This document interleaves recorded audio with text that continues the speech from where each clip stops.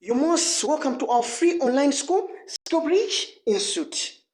This time around, we'll be discussing about introduction to project management.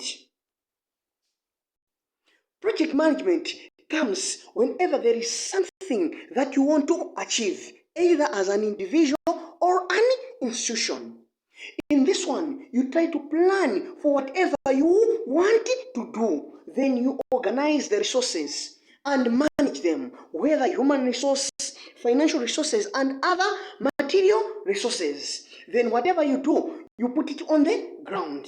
When you're putting it on the ground, you set the deadlines to say, I'm going to start my project on this particular date, and I'm going to end it on this date. Once you do that one, you need to know that your project is going to be run successfully.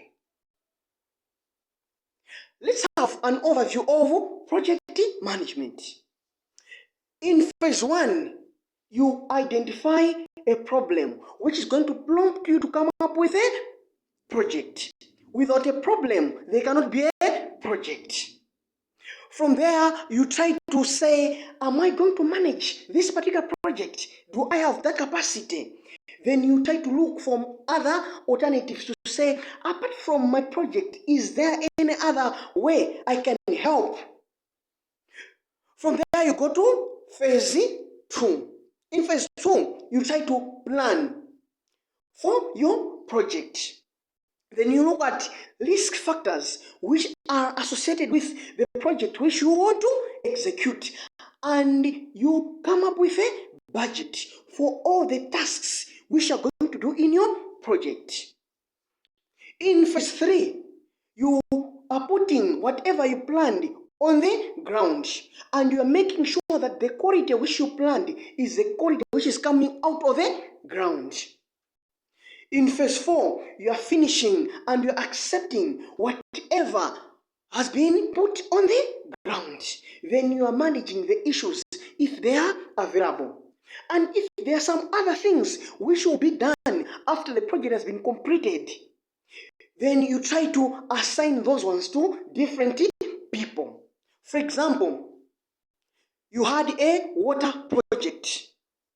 After executing that water project, or after digging that particular borehole, when you're giving them to people, there will be some issues like maintenance. So those are the issues which will be done after the project has been completed. So those particular maintenance issues, they will need people like the committee, special committee, for dealing with such kind of things. We need to understand that a project is something that is done temporarily. It has got a date when you start your project, and you have got a date when you are going to finish your project. Whether you are building a house, whether you are launching an app, or whether you are doing any kind of project.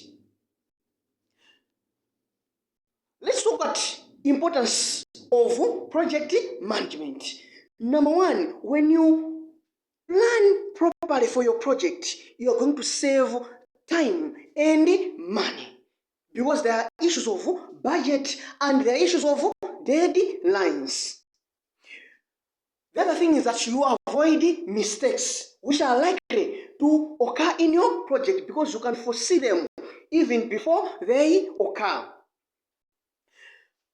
The other thing is that you ensure that everybody who is in that project understands what is supposed to be done in that particular project.